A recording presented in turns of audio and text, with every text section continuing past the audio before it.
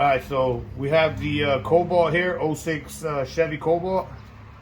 For all you racing fans out there, it's making the ugly grinding noise that you heard in the video at the start of it. So we're going to change it. Obviously, take off the bolts for the tire lug nuts and then loosen these two bolts for the caliper. It's a 14, just crack them and remove the bolts, small little bolts, don't lose them. Put that to the side and then just wiggle the caliper out like so. Let it rest there. Best thing is to grab a zip tie or a bungee or the hanger so this doesn't fall. I'm going to use the zip ties, but we had a very loud grinding noise. Obviously our pads are good. Alright, so once you get the caliper off, I hung it up using zip ties. You're going to need to hang it up because you're going to bang around, so you want to make sure you hang it up so you don't break crack or break your brake line. The caliper assembly, it has two bolts, size 15. Crack them, and this falls right out. Put the camera right in the light right in the camera, and it falls right out. Just two bolts on the back of it. Put it to the side, and this uses the bigger bolts. So that goes there. Your caliper should fall off now, like so. the rotor. The rotor.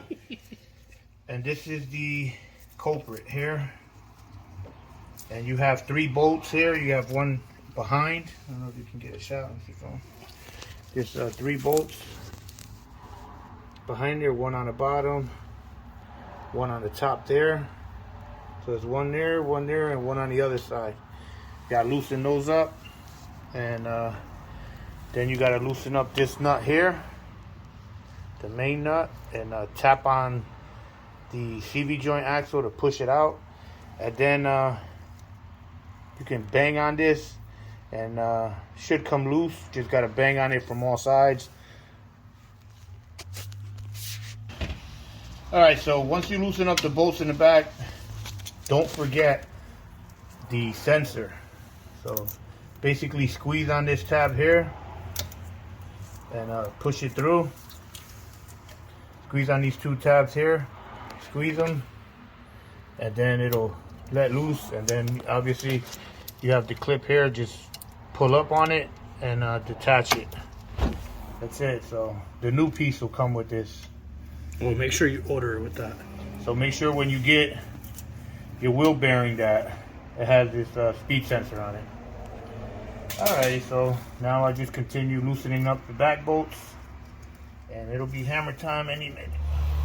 Alright, so we're to the part to where make sure you use some of this brake freeze, for rust, to remove rust.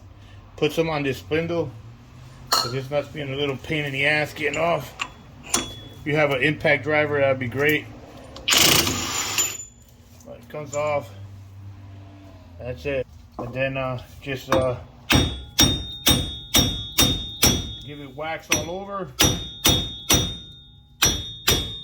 Try to break the bond behind that's holding on. Is rusted on. So just make sure you get a nice big hammer. They do have some pullers for this. If you want to, you can rent them at AutoZone or whatever. But in my case, I just want to bang it out. If I need to get a bigger tool, I'll get it. But for now, just get to a nice little sledgehammer. There's a 4-pounder. Don't get a regular hammer, you won't get it. So make sure you get at least a 4-pound hammer.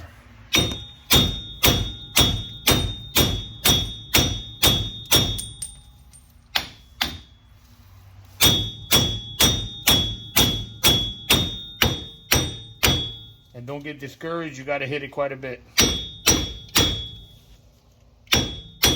So I just tapped it, so it just finally broke on this side.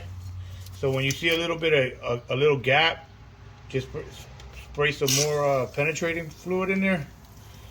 And then, so it's I broke it on this side. Now I just gotta break it on this side, and it should come out. But you can just tap it back a little bit.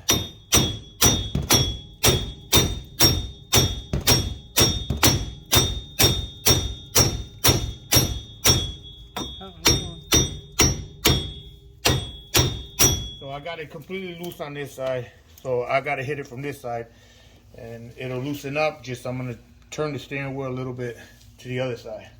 So I turned it. Just be careful with this bracket, this spacer. Just grab a mallet, tap it. That's why you want a heavy hammer. Just tap it like that. Just tap it on both sides so it gets even. And there you go. Now it is now off. It comes right off. You have this piece here that you want to save also, but wow, that's corroded, dude. You can see somebody attempted to do it before. You can see where it got hit here. Someone tried to get it off and had no success. This spacer, you know, just grab it, flatten it with the hammer, just put it on a flat surface and tap it back. And wheel bearing is now out. This one came out in chunks, but don't know if you can hear that. But if your bearing sounds like that, it's no good. Let me get the new one so you can hear what the difference. This is what your new one looks like. So our piece is still in there. You can see the wire is still here, and this piece we gotta bang out a little bit. It's separated. So that's what fell out the car, which is, this is half the battle. That I can get out. Again, just so you can hear the grinding. That's no good. This is the new one. Motorcycle. Wait for the motorcycle. So this is what the new one sounds like. Completely silent. Wow. No noise. Oh my gosh. Wow. How you can? So now we just gotta beat this part out. No, just get it with like a flathead or something. Hopefully. So you can get a hook or a pry bar or something. I'll figure it out in a second.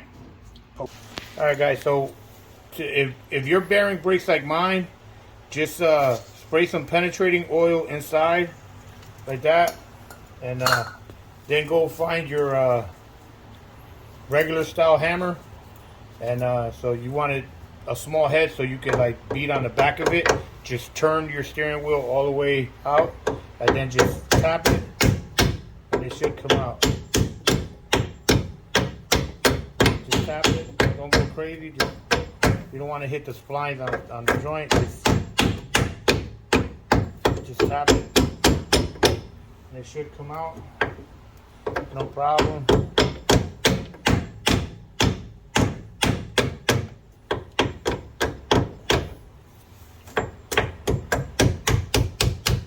This part is better because it's skinnier. Just tap it.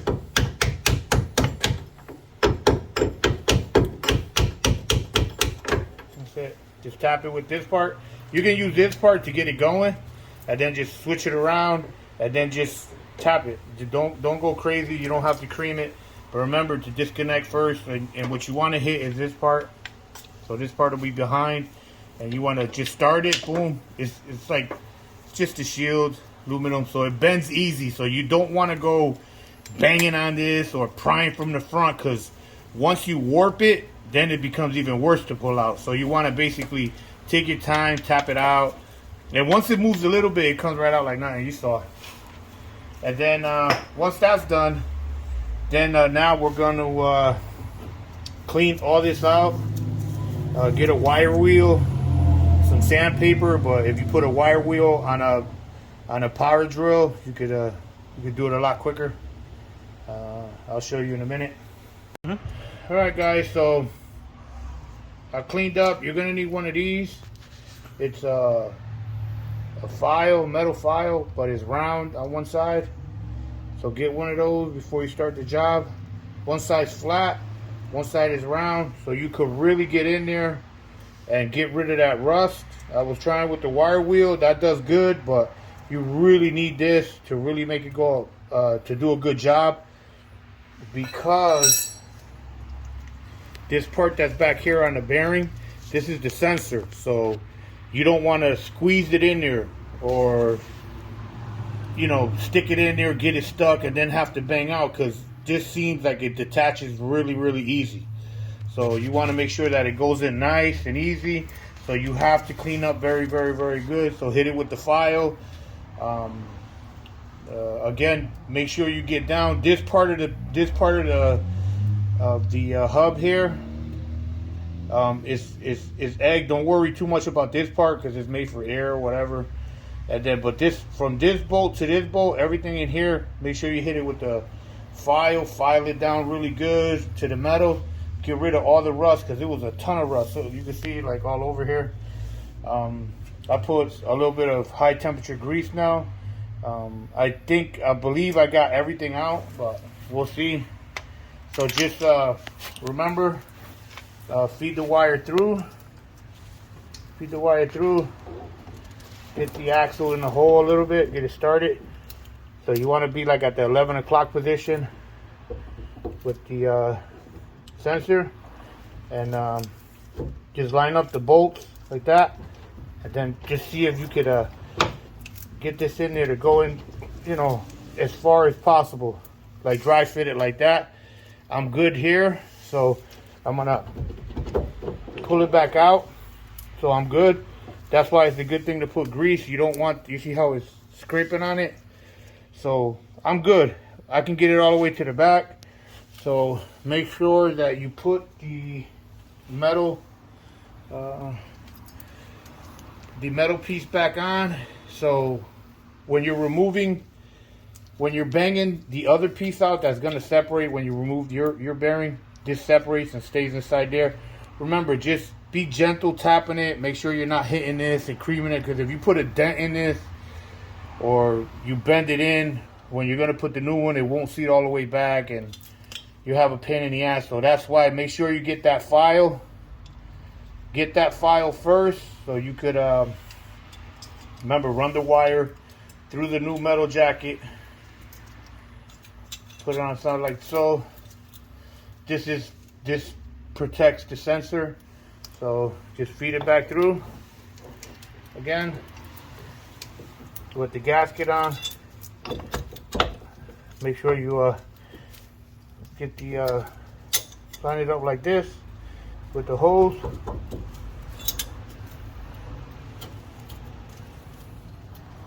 Get a bolt, stick it in from the back, right here, which are these. Just stick it in the back and get one started. Get one started. You can see this part here. That don't concentrate too much on this part for sanding. Just from this bolt to this bolt on that side. This side is egg shaped. I don't know why, but I would imagine it's for drainage. So get one started. Get all the bolts in there.